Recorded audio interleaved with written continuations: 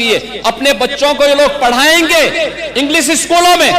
और दूसरे के बच्चे के लिए अगर वो सुविधा सरकार देना चाहती है तो कहते नहीं उर्दू पढ़ाओ इसको,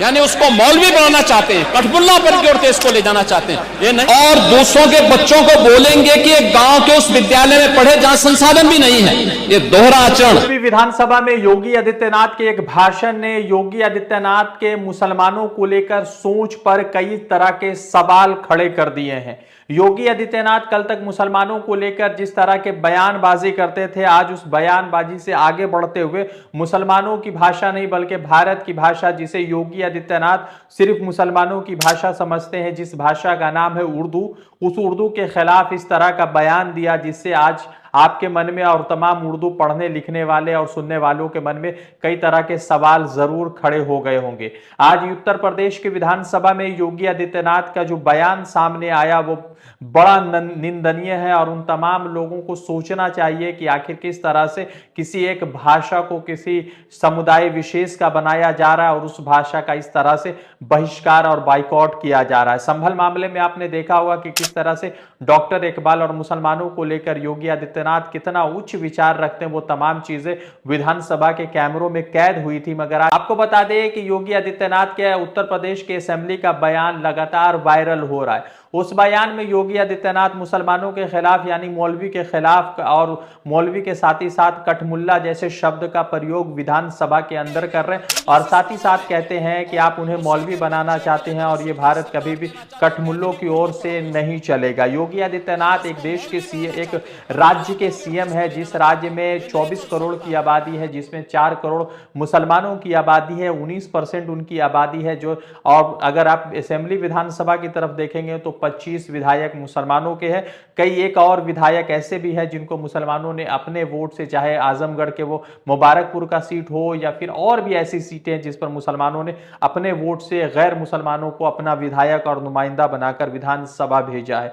जाति विशेष पर लगातार योगी आदित्यनाथ के बयान आते हैं मुसलमानों को लेकर। योगी आदित्यनाथ हमेशा ही इस तरह के बयान देते हैं, और आज जिस तरह से उर्दू को लेकर उन्होंने बयान दिया जिसने कई तरह के सवाल उर्दू पढ़ने लिखने और उर्दू भाषा के बचाव को लेकर कई तरह के सवाल लोगों के मन में खड़े कर दिए हैं। उर्दू को लेकर इस तरह की नफरत योगी आदित्यनाथ के मन में थी, ये पहले देखने को नहीं मिलती थी। मगर मैं आपको बता दूं कि योगी आदित्यनाथ आज उर्दू के खिलाफ बोलते बोलते खुद अपनी सरकार की पोल खोल गया। आज जिस तरह से योगी आदित्यनाथ ने जो बयान दिया, उस बयान से ऐसा लगता है कि सरकार सिर्फ उत्तर प्रदेश में हिंदू मुसलमान कर रही है, क्योंकि योगी आदित्यनाथ ने अपने बयान में आज कहा कि जो गांव के अंदर जो स्कूल है जिसको किसी तरह की मुहैया और साधन उपलब्ध नहीं है, आप उसमें बच्चों की पढ़ाने की बात कर रहे हैं। तो सवाल महत्वपूर्ण यह है कि 2017 से लगातार उत्तर प्रदेश में योगी आदित्यनाथ की सरकार है, तो योगी आदित्यनाथ ने गांव के सबसे निचले स्तर के लोगों के लिए आखिर स्कूल क्यों नहीं बनाया।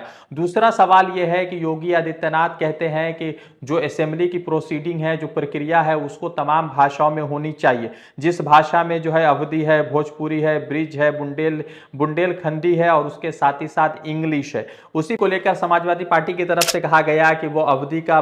भोजपुरी का, ब्रिज का, बुंदेली का सबका स्वागत करते हैं। मगर जिस तरह से इंग्लिश भाषा को प्रोसीडिंग का हिस्सा बनाया जा रहा है, अनुवाद का हिस्सा बनाया जा रहा है, अगर उसकी जगह उर्दू को रखा जाता तो बेहतर होता, क्योंकि उर्दू की एक बड़ी आबादी बोलने वाली, पढ़ने वाली, समझने वाली उत्तर प्रदेश के अंदर रहती है। मगर अफसोस की बात है कि योगी आदित्यनाथ माता प्रसाद पांडे का जवाब देने के बजाय उर्दू के खिलाफ और मुसलमानों के खिलाफ बोलने लगे। योगी आदित्यनाथ ने मुसलमानों के खिलाफ जिस तरह के उपशब्द का इस्तेमाल किया वो किसी मुख्यमंत्री के लिए शोभा नहीं देता है। मगर भारतीय जनता पार्टी के हेट फैक्ट्री में इस तरह की भाषा का बोलना बड़ा आम है, और योगी आदित्यनाथ अगर इस तरह की भाषा का इस्तेमाल करते हैं तो आप जो है जरा सा भी संकोच मत होइए, क्योंकि कई एक और मुख्यमंत्री है योगी आदित्यनाथ की तरह जो लगातार मुसलमानों के खिलाफ अब शब्द बोलते हैं और मुसलमानों के खिलाफ इस तरह के बयान देते हैं। योगी आदित्यनाथ ने कहा कि आप अपने बच्चों को इंग्लिश मीडियम में पढ़ाते और दूसरे के बच्चों को उर्दू पढ़ाने की बात करते हैं, आप उन्हें मौलवी बनाना चाहते हैं।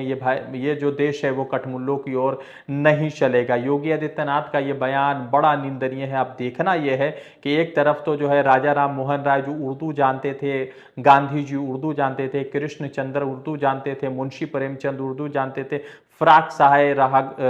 गोरखपुरी उर्दू जानते थे, तो इतने बड़े बड़े दिग्गज उर्दू के गुजरे हैं जिसने उर्दू की बड़ी खिदमत की है। क्योंकि उर्दू एक ऐसी भाषा है जो इसी भारत में बनी है, इसी भारत में फली फूली है और इसी भारत में हम तमाम तरह के लोग जो है इस भाषा का इस्तेमाल करते हैं। मगर अफसोस की बात है कि इतने बड़े राज्य के मुख्यमंत्री उर्दू भाषा को लेकर किस तरह के नफरती बयान देते हैं, बड़ा निंदनीय। अब देखना यह है कि उत्तर प्रदेश में तो इस तरह के बयानबाजी का दौर पिछले कई सालों से लगातार चल रहा है, तो इस पर योगी आदित्यनाथ से तो कोई सवाल पूछेगा नहीं। मगर सवाल महत्वपूर्ण यह है कि क्या 24 करोड़ वाले उस राज्य में जहां पर 4 करोड़ मुसलमानों की आबादी है और 4 करोड़ से ज्यादा लोग उर्दू बोलते हैं, लिखते हैं, पढ़ते हैं, उनकी पहली भाषा हो सकती है, तो उनके खिलाफ इस तरह का उनके मन में भाव क्यों पैदा हो रहा है, बड़ा सवाल है। रजा अंसारी की रिपोर्ट, द इंडियन खबर के लिए।